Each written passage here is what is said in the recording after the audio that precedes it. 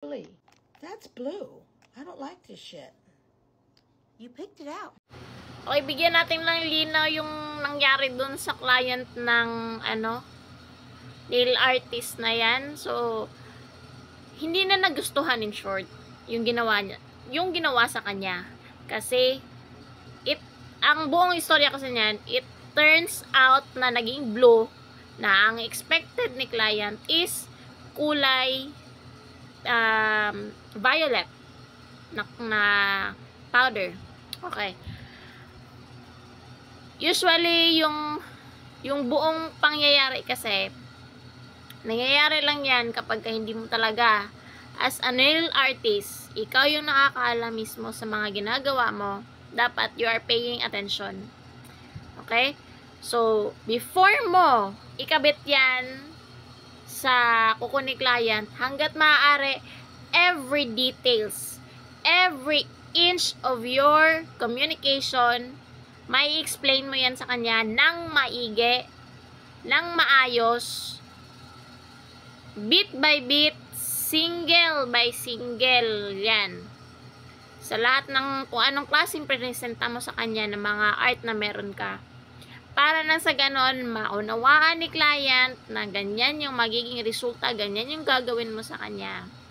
Okay? Every nail artist should do this.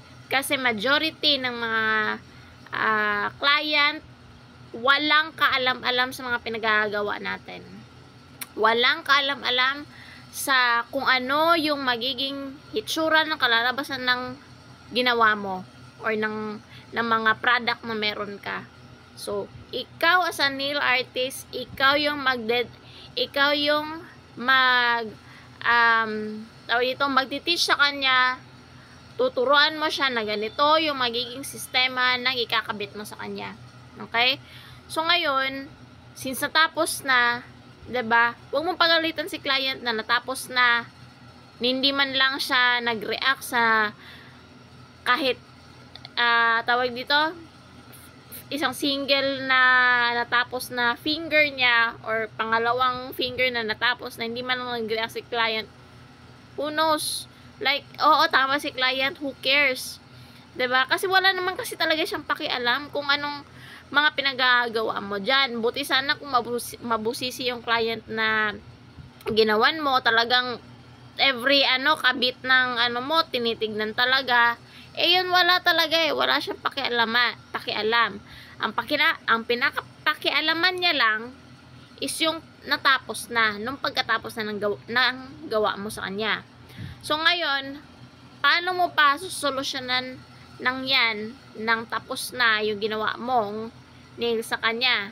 Syempre hindi tayo papayag na tawag dito, tatanggalin yon ng basta-basta, 'di ba? Na buong pagod na natin, buong maghapon na tayong nakaupo doon at ginawa siya like, 'di ba? Tapos tatanggalin lang, hindi niya magugustuhan. So ikaw as a nail artist, tandaan mo lagi na bago mo ikabit man lang 'yan sa kuko ni client, okay? Every single detail na ikakabit mo sa kanya, i-explain mo sa kanya ng maigi na ma'am, ganito, whatever. Kung matagalan man kayo, wala ka nang pakialam doon, basta at least man lang aware yung client na ganito yung mangyayari sa kuko niya. Okay? So, ganun siya. Para na sa ganun maiwasan natin yung ganyang aberya. Para na sa ganun hindi na siya maulit. Diba? Ayun lang.